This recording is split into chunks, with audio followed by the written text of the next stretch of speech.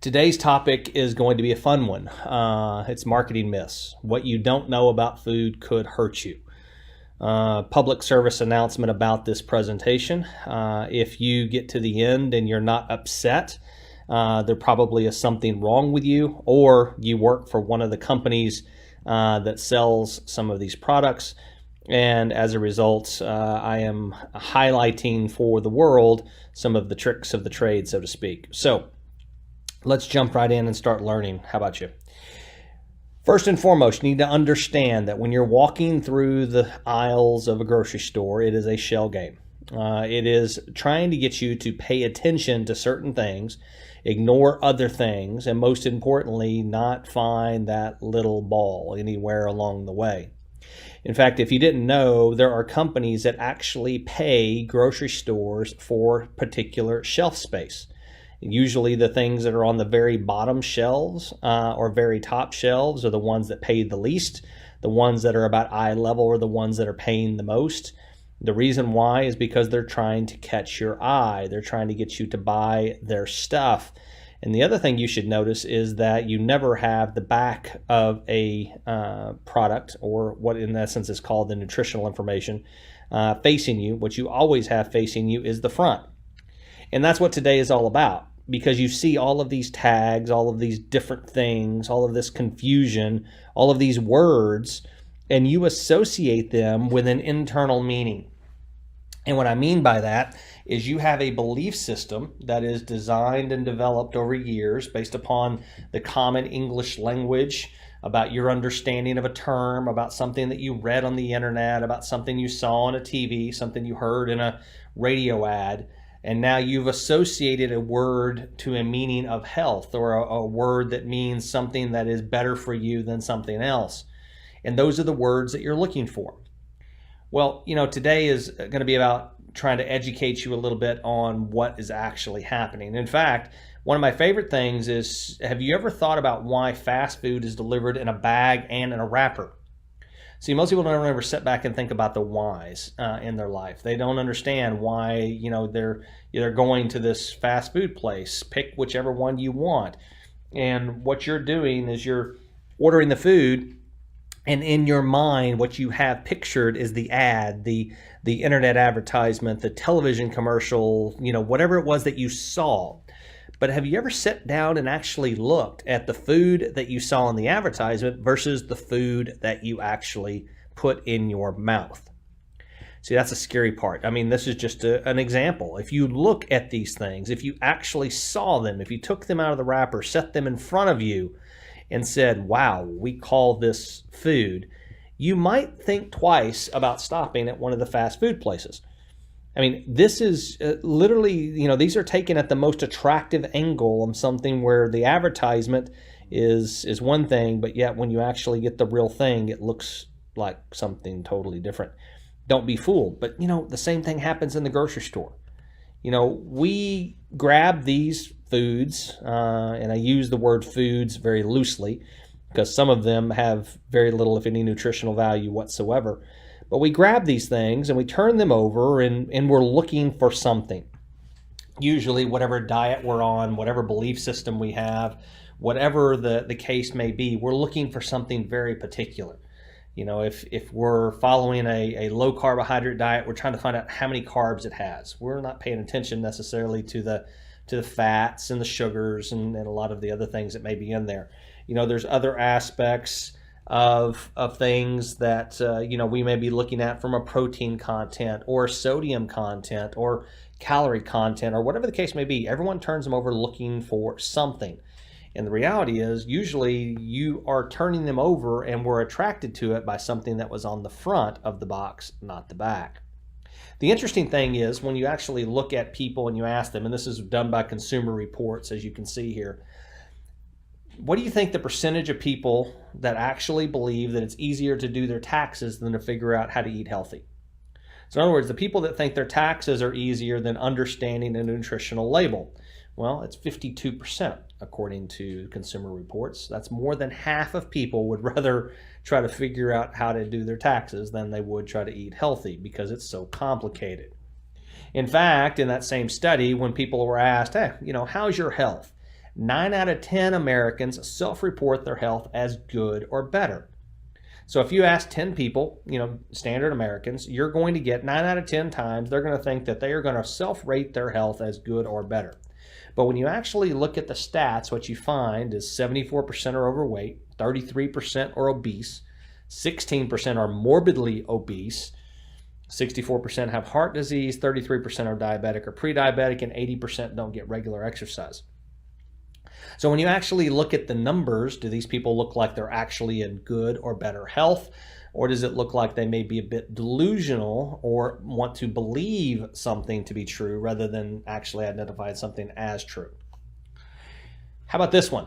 The percent of people that make their food purchasing decisions based on the front of the package. That's right. People that actually make their decision on whether or not they're going to buy an item of food that they are going to feed to themselves and their families and the people that they care about. The percentage of people that make that decision based upon what's on the front of the box. 75%. Think about that for a second. 3/4 of Americans are overweight, and 3/4 of Americans buy based upon the front of the package. Is that coincidence? Is it just something of happenstance that just happens to be roughly the same number? Probably not. And as you're going to find out today, there's a good reason why. And you have to start with why.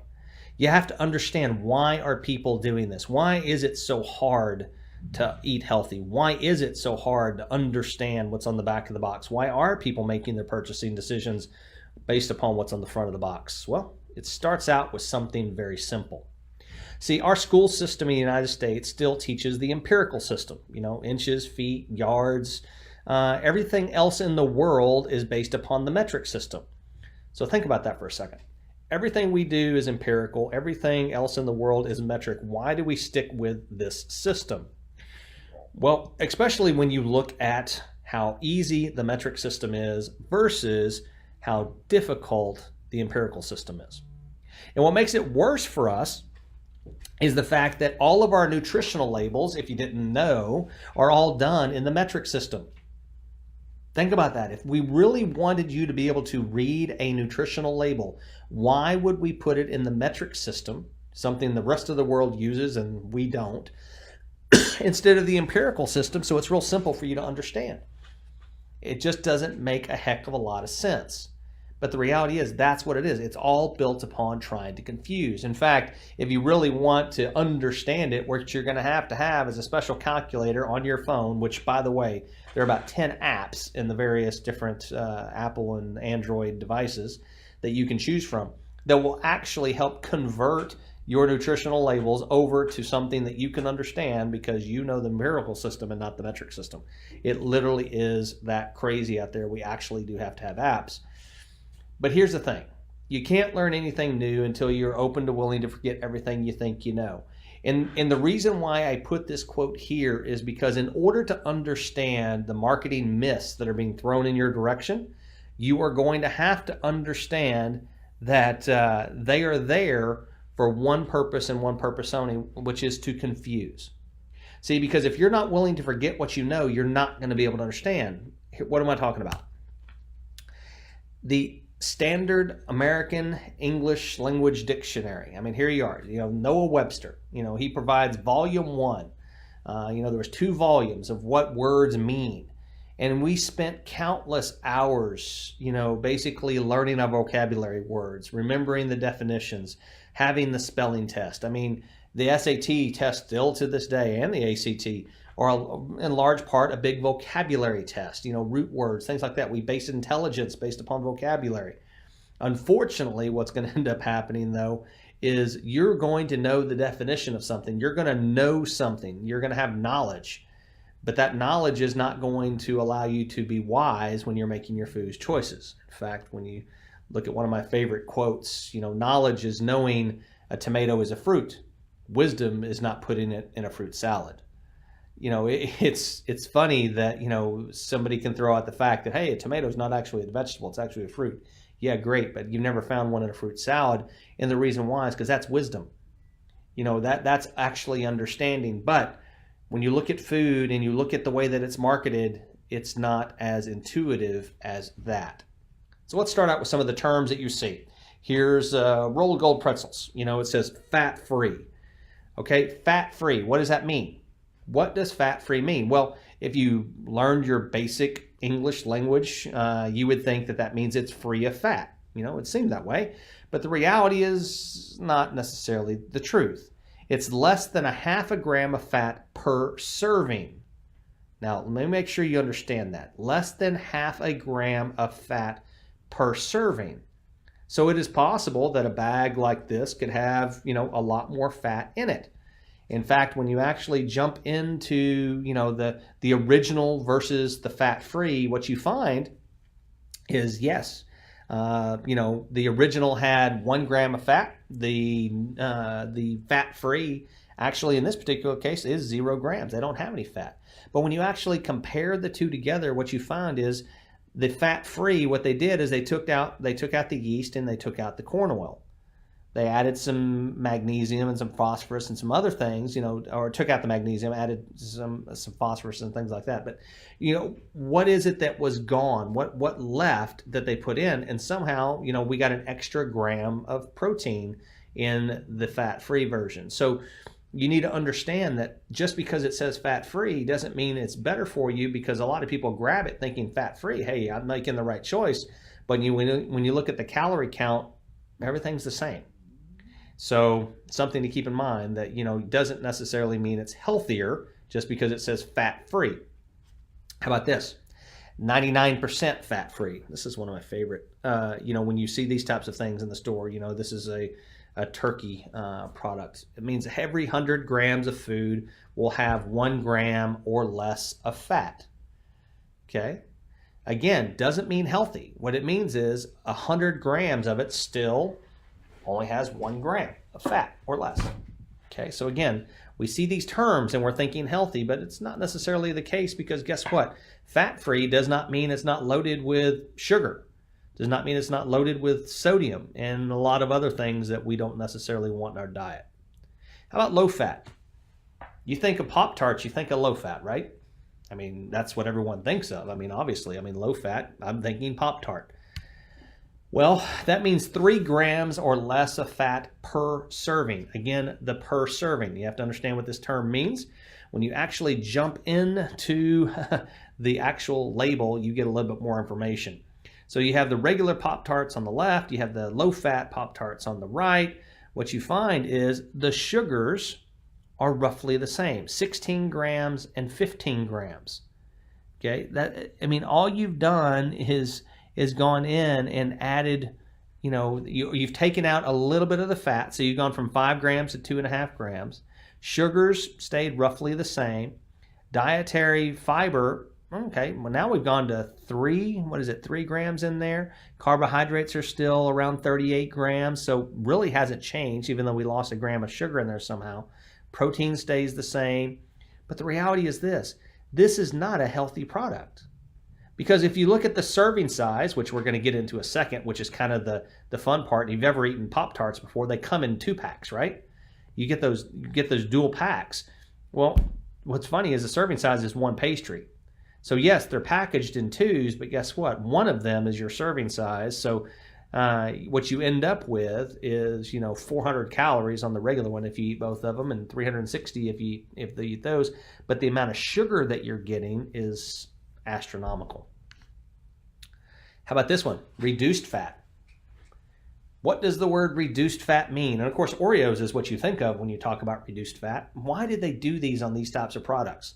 Well, because what happens is when people are trying to watch their weight, when they're trying to do better, what they do is they don't want to give up their favorite treat. What they want to do is buy these products, because obviously these products are better. And if they're reduced fat, what does that mean I can do? I can eat more of them than the regular. Believe it or not, that's what most people think. It means fat has been reduced by 25% or more from similar product. That's what it means. So in other words, reduced fat just means, hey, if my normal product has 100 grams, as long as this thing only has 75, I can put reduced fat on the front. It does not mean healthy at all. All it means is I reduce the fat from its normal. In fact, if you look at the original versus the reduced fat variety, what you find is there's only 10 calorie difference in your servings. And servings, by the way, is 3 cookies. I don't know how many people only eat 3 cookies, but that's what the serving size is. And when you actually start looking at the sugars stayed the same. There's still 14 grams of sugar in there.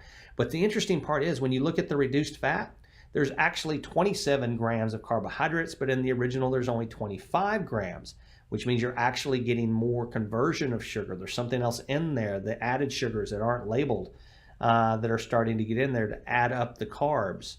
When you look at the sodium, we've actually increased the amount of sodium in the reduced fat. This is a prime example of when we take something out like fat, we add in sodium and sugar to basically put the flavor back in. Again, reduced fat does not mean healthy, does not mean better choice, just means a better marketing opportunity for you to choose it as opposed to the original so that you keep eating it. How about this? Light or light? What does this mean? What does that term mean? I mean, here's, maple syrup, and what's interesting is right on the front, no high fructose corn syrup. Okay? They want to make sure that that is not what's there. Well, what that means is any one of these will work. Any one of the terms will work to get the term light or light. That means a 50% reduction in fat content, okay? Or a 1/3 reduction in calories, or a 50% reduction in sodium.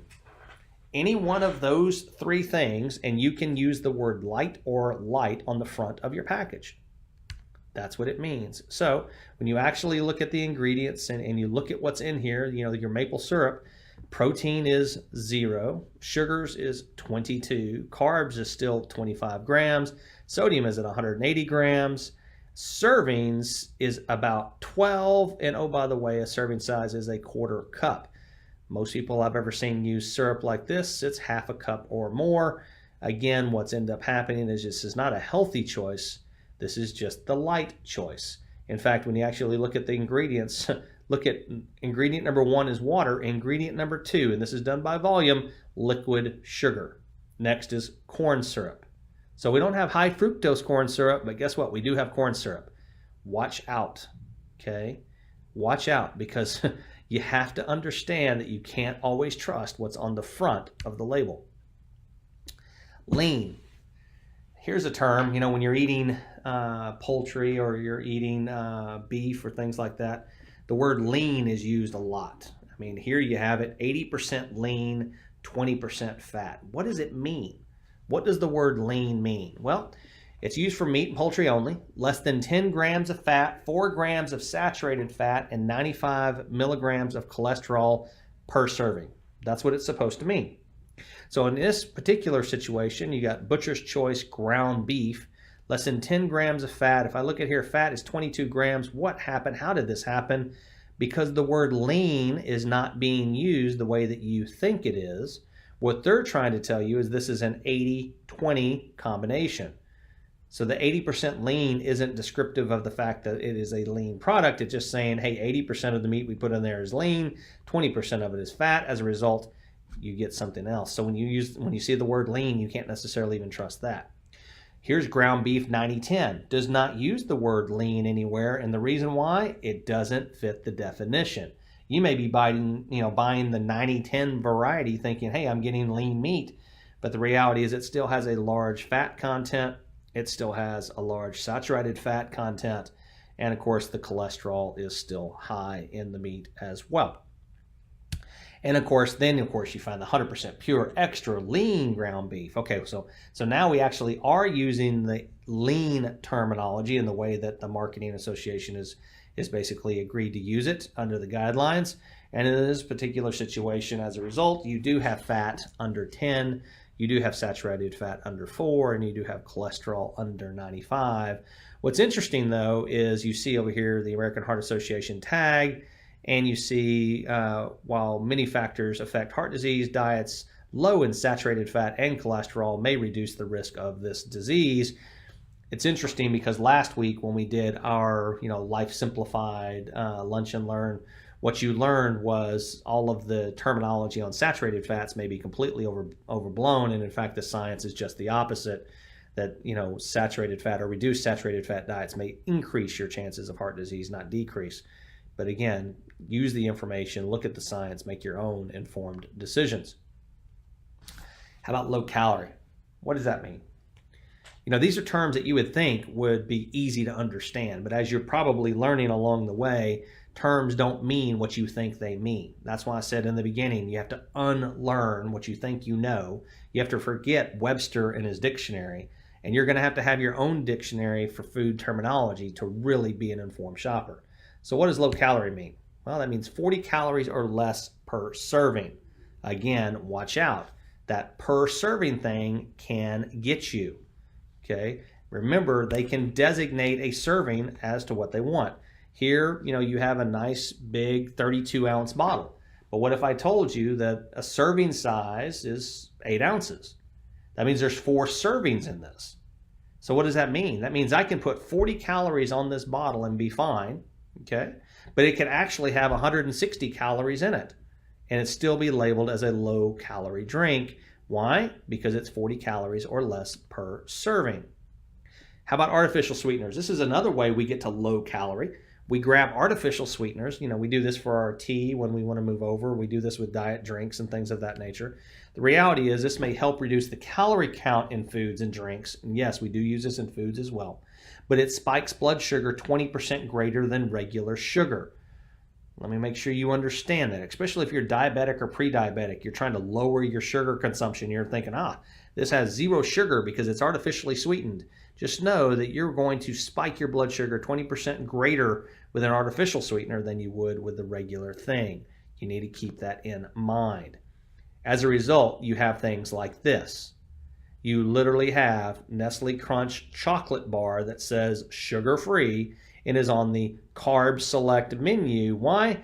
Because it has such low carb counts. Again, somebody trying to get healthy, somebody trying to do the right thing, sees this, believes that this is a good choice because guess what? I can still have that chocolate bar. Now I just have to have this. They just don't understand that what they're getting is a lot of artificially created chemicals, sweeteners, and other additives and preservatives that are actually doing more harm than had they just grabbed the regular chocolate crunch bar and eaten it.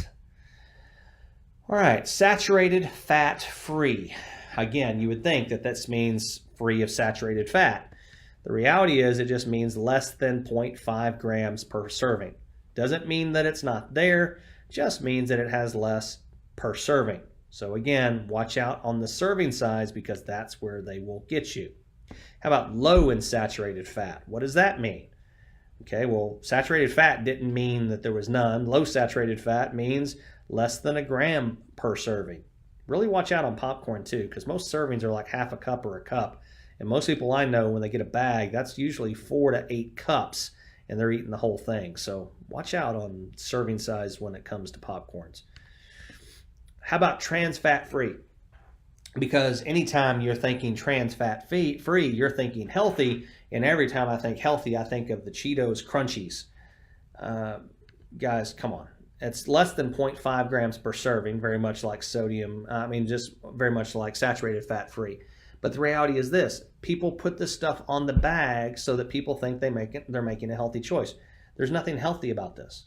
There's not. Cheetos is a great brand. It has a product that a lot of people love, but you shouldn't be thinking healthy when you're thinking Cheetos. And you shouldn't think this is a healthier choice just because it's free of trans fats. There's other options. There's fruits, there's vegetables, there's other things you can choose. But, keep in mind what it means. How about cholesterol free? We can get into the conversation of cholesterol in another Lunch and Learn and what it means and what it's actually doing or not doing to us and what some of the recent science is. But the reality is, cholesterol free is, less than 2 milligrams per serving. Again, it doesn't mean it's not there. It just means there's less than 2 milligrams. I'm serious. I teach these things. I try to train on these things, but as I'm walking through the store shelves, I'm not sure I can ever remember all of these things.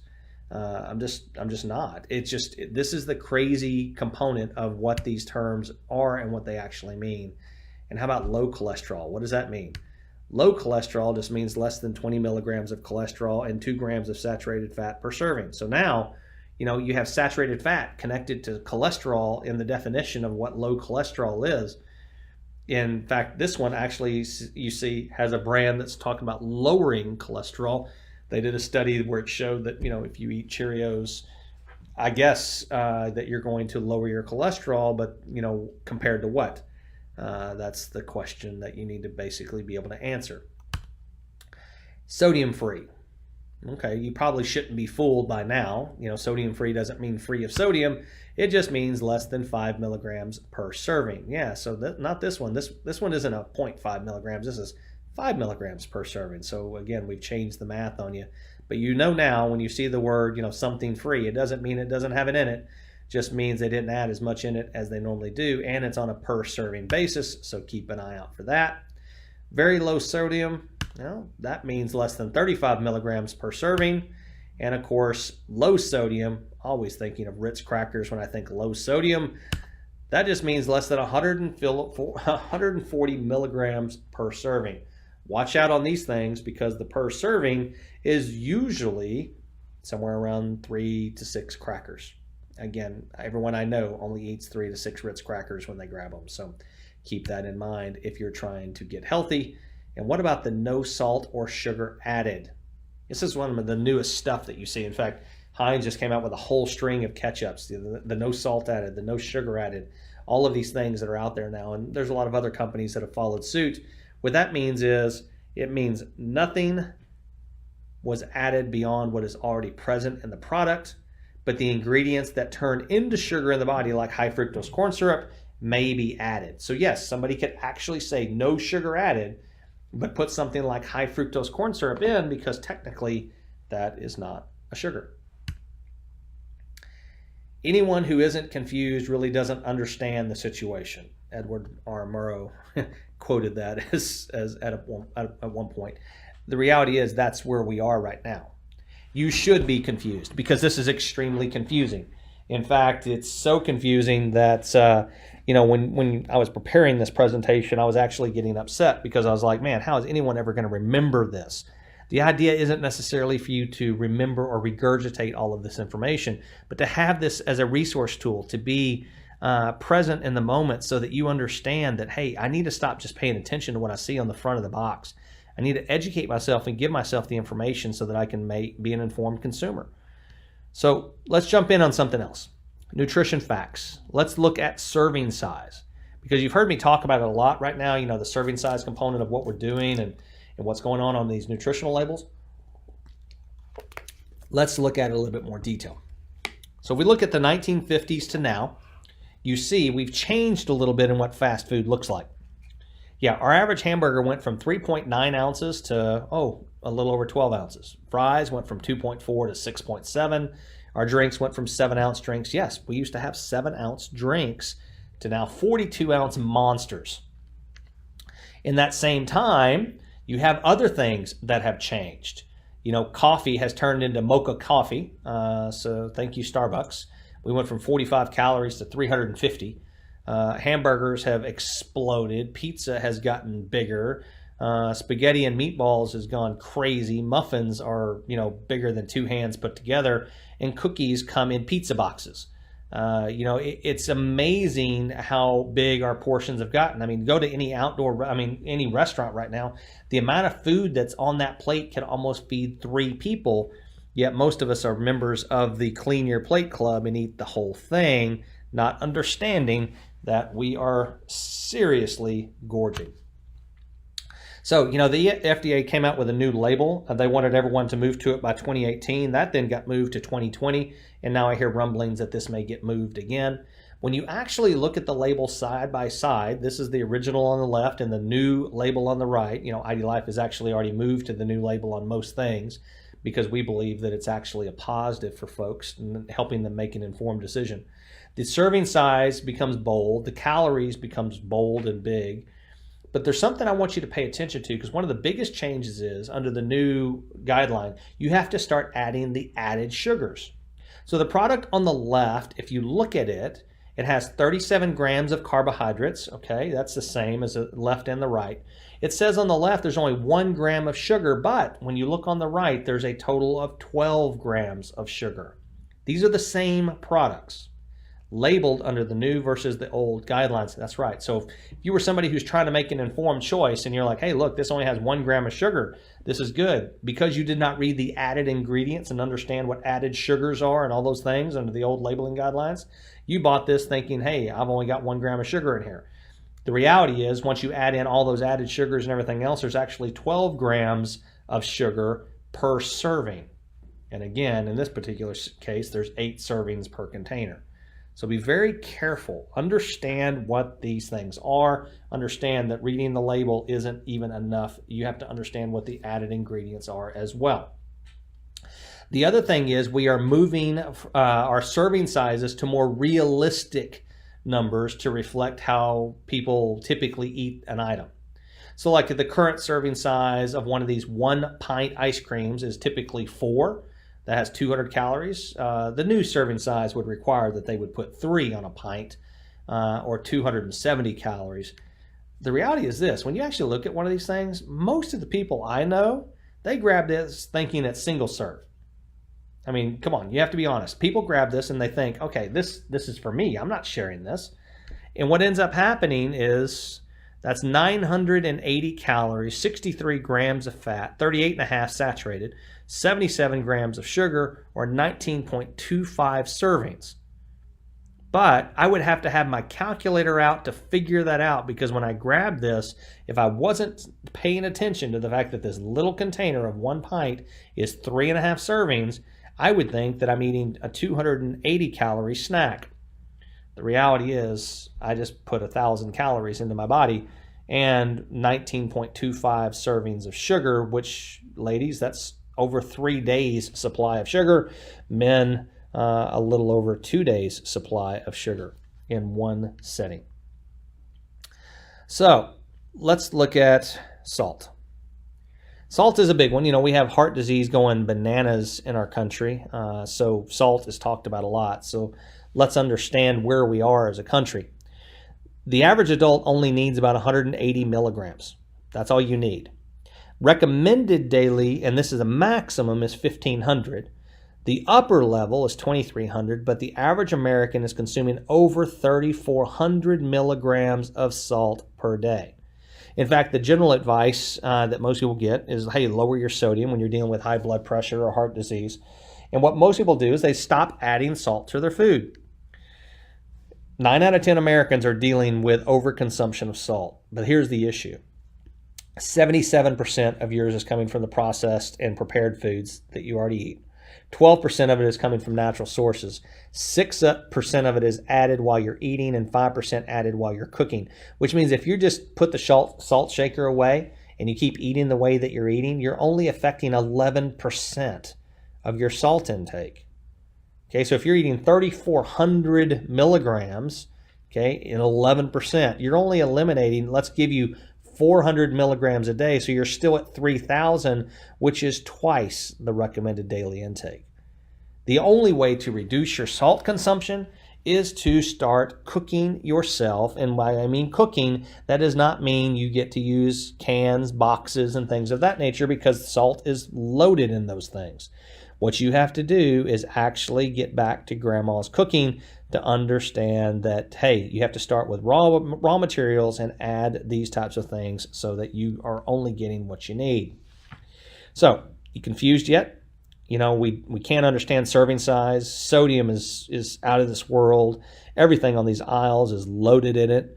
So what can I do? What if I say, okay, I'm going to go into the store and, you know, obviously this is a good choice. This is something parents get all the time. You know, hey, it has 11 grams of protein. I can see it right there on the front. Well, the reality is that 11 grams of protein is 44 calories. Well, hold on. The calories in this thing is 320. So the reason why I'm buying it is because I want my kids to have more protein, because protein is, you know, supposed to be a good thing in building muscles. But the reality is this is only 44 calories of the 320. Where else is the calories coming from? Well, fat makes up 72 calories, almost double that of the protein. Carbohydrates is 204 calories. And sugars in this one little box treat is 6.75 servings. Oh, by the way, the American Heart Association says that children should only have 6 servings of sugar per day total. And in this one little Lunchable, because it's a convenience pack, we have given them more than their daily intake in a single box. This doesn't count what they had for breakfast, what they're going to have for dinner, or any other drinks or things that they may have throughout the day. That's why the average kid in this country is consuming over 30 servings of sugar a day, because we are loading them up with things like this. How about this situation? You're at the store, okay, I'm going to eat salads. I'm going to choose light. If you notice, the one on the right, that's regular. The one on the left, light. Not only is it light, but it comes in family size. Light is in a yellow ribbon so you can really see it. And in case you missed it on the top, hey, it's also on the bottom. It says light. So light must be a better choice, right? Because if you look, on the label a little bit closer, it's 40% less, fewer calories, 50% less fat. This is supposed to be better for me. Well, let's look at the numbers. What's funny is the light, when you look at the carb comparison, actually has more sugar in it than the regular. See, because you were focused on calories and you were focused on fat, what you missed was the fact that the way that they added flavor back in was they added sugar to the product. That's what happens. Anytime you see light, reduced, things like that, usually what happens is when they're taking something out, they're putting sodium and they're putting sugar in order to give you the flavor back. Or they're using artificial sweeteners, artificial colors, artificial ingredients and chemicals to basically give you the same type of effect. So light doesn't mean better. How about this one? A lot of people are on, the soda binge. The average American out there is consuming, what is it now? I think it's 54 gallons of soda a year, more than 1 gallon per week. And people choose the diet because they think it's better for them. I mean, that's the choice that they're making is diet is better for me. The reality is when you actually look at how this is affecting you, these artificial sweeteners, what happens is they go into your bloodstream. The chemical enters the bloodstream and sends the sugar signal to the pancreas. The pancreas releases insulin to remove the sugar, and without finding sugar in the bloodstream, insulin performs its secondary function and converts food in the stomach to fat. Let me make sure you understand that.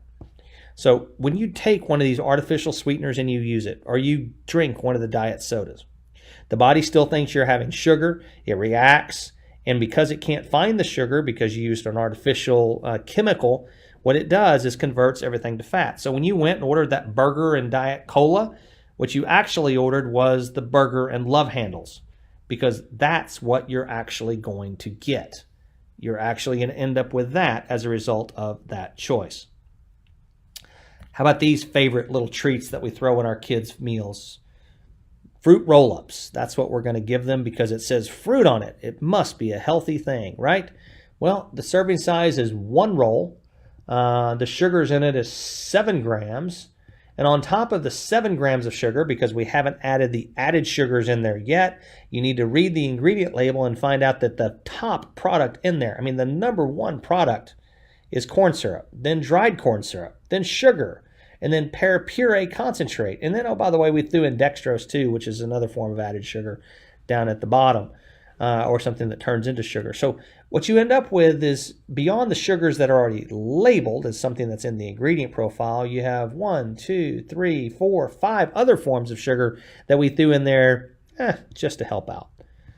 And not to mention all the artificial dyes and all those things. Again, this is not a healthy snack. This is the furthest thing from it. How about USDA organic? What does that mean? Well, it does not mean the product is 100% organic. I'm going to let that set in. More importantly, it doesn't mean that it's healthy. See, a lot of people see the word organic and they think, oh, that's healthy. Not necessarily. Organic does not mean healthy.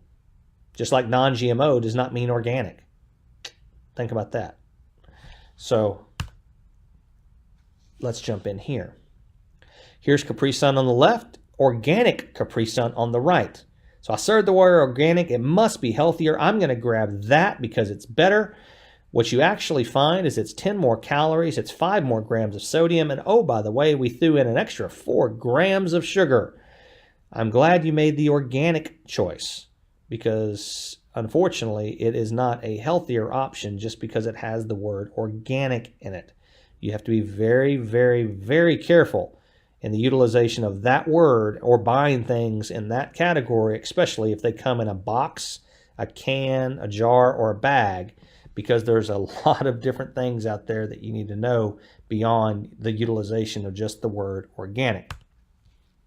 How about all natural ingredients? This is one that is abused all the time. The FDA hasn't defined the term natural yet, though they are starting to take control over it, which is a good thing. To make the claim, the product must not contain added colors, artificial flavors, or synthetic substances. Unfortunately, that last one is a little loose in what that means. Fruit versus fruit juice. So many people, instead of grabbing the fruit, they grab the fruit juice because they think it's, easier, quicker, and, using a juicer just takes too long. Well, let's look at this one. Simply Orange. The serving size is 8 ounces, just so you know. Okay, I don't know many people that have 8-ounce cups in their house, but 8 ounces is the cup. Most people's cup look like the one on the right. There's 23 grams of sugar in each 8 ounces. So if you grab a 16-ounce glass and you drink your orange juice, you have consumed 46 grams of sugar. The conversion, by the way, of a serving is 4 grams per. So if you have 46, you can do the simple math. You're at 11 and a half servings. And oh, by the way, guys, that's 2.5 more than you should have in an entire day. Ladies, that's almost twice as much as you should have in a day, or 2 days worth of sugar in one glass of OJ. That's just crazy. So if you have one of these things, okay, 23 grams of sugar is almost 6 servings. It's 1 gram from 6 servings. If you're giving this to your child for breakfast, their sugar consumption for the day is done. Don't give them a Lunchable. Don't give them any types of Gatorades, Powerades, or anything else in the afternoon to drink. Make sure that they're not grabbing, Capri Suns or anything else, or more importantly, not grabbing any other sweet teas or other fruit juices, because guess what? They've already blown their sugar content for the day with that 1 8-ounce glass. And again, most people don't have 8-ounce glasses in their house. How about milk? You've seen 1% milk, you've seen 2% milk, and you've seen whole milk. And when people see this, what they're thinking is, 2% milk has 2% of the fat, because that's what it means, of regular milk, and low fat, or 1%, has 1% of the fat of regular milk. That's actually not what it means. I'm going to let that set in for a second. That is not what this means. Whole milk has roughly 3% by volume of fat. That's right. So you're reducing it by 1%. 1% means 1% of the total volume per serving is fat. 2% of the total volume per serving is fat. Whole milk, 3% of the total volume per serving is fat. Don't be fooled by this. Okay, again, there's real questions out there as to whether or not fat is even bad for you. So be very careful with regard to what decisions you're making, and understand what these terms actually mean. I know I just blew half the people's watching this webinar's mind with that thing right there. And in fact, most of you are probably looking at the screen like this right here right now, saying, hold on a second, that can't be true. Well, if you didn't like that one, how about this one? Let's talk about chickens for a second. There's some terminology used with chickens. They use things like cage-free. And here's the funny part. People think, they see this picture, they're thinking, that's what cage-free means. The reality is it has no real meaning. It does not mean that the birds are roaming free in the fields. In fact, reality is more like the picture on the right. It's just a term being used. How about this one? Free-range chicken. The FDA defines the term, but there are no requirements for the amount, duration, and quality of the outdoor access. That's right. If I let them outside for 5 minutes a day, guess what? They can be considered free-range chickens. So let's look at, this typical thing that you see in a store. Just bare chicken. Let's look at some of the labeling. No added hormones, no antibiotics ever, all natural, cage-free, vegetable-fed, traceable to the family farm. Well, hold on a second. You see this fine print down here in the bottom that is in the same color as the background? What does that actually say? Federal regulation prohibits the use of hormones in poultry. Minimally processed, whatever that means, no artificial ingredients. So yeah, you see that no added hormones? It is illegal and has been since the 1950s to put hormones in chicken.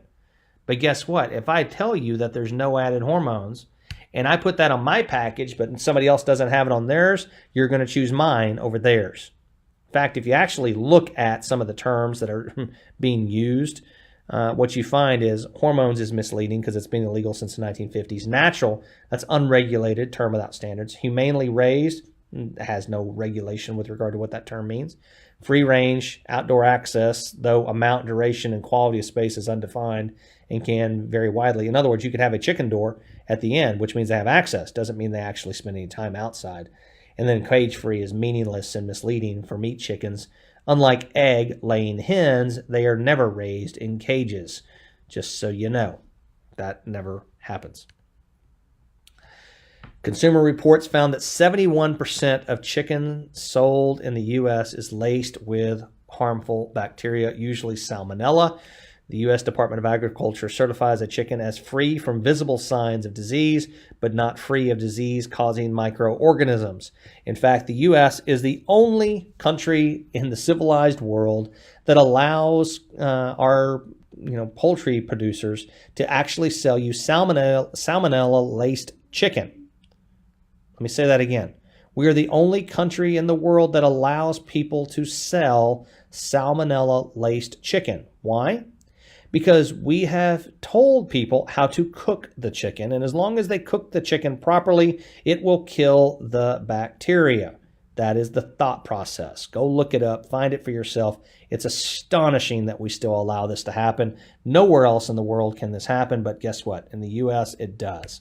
So what does that mean? It means you need some cutting board safety tips is what that means, because here's the thing. If you are using the same cutting board for your chicken and your vegetables, you're probably cross-contaminating, and it's not if you're going to get sick, it's when. In fact, if you didn't know, the only thing that's going to kill salmonella for the most part is 99% bleach, so be very careful. A lot of people say cut your chicken on a plastic board. That's something that you can actually put in the dishwasher and wash in a high heat situation to try and kill all the bacteria off of it. Wood cutting boards, if you're cutting deep, can actually get down into the grains and you can cause some real problems. So, be very, very careful in how you're cutting your food, how you're doing your food prep, and understand that if you're using chicken and or pork, be very, very careful because, hey, if you cook it right, you won't get sick. But unfortunately, the contamination doesn't happen in the skillet. The contamination happens on the cutting board. This should be you right now. It really should be. I mean, you should really be thinking to yourself, wow, how am I ever going to remember all of this? How am I ever going to get all of this information? How am I ever going to learn all this the next time I go to the store? The reality is what you're going to have to do is get back to what Grandma did, which is cook. And we're going to have to cook from scratch. We're going to have to get back to the kitchen, and we're going to have to understand that we're going to have to make the time. We have a DVR that can record the show, and we can fast forward through the commercials. We can find the time if we really want it. We always do when things are important to us. But the reality is we have to do this. This is what's going to save us. And more importantly, it's what's going to keep us healthy. At IDLife, everything is about healthy living. Everything is about giving you the tools, the resources, the information so that you can make informed choices. Giving you the information so that you can educate the people that you care about and that you love. And most importantly, giving you the information so that you can get the results that you're looking for.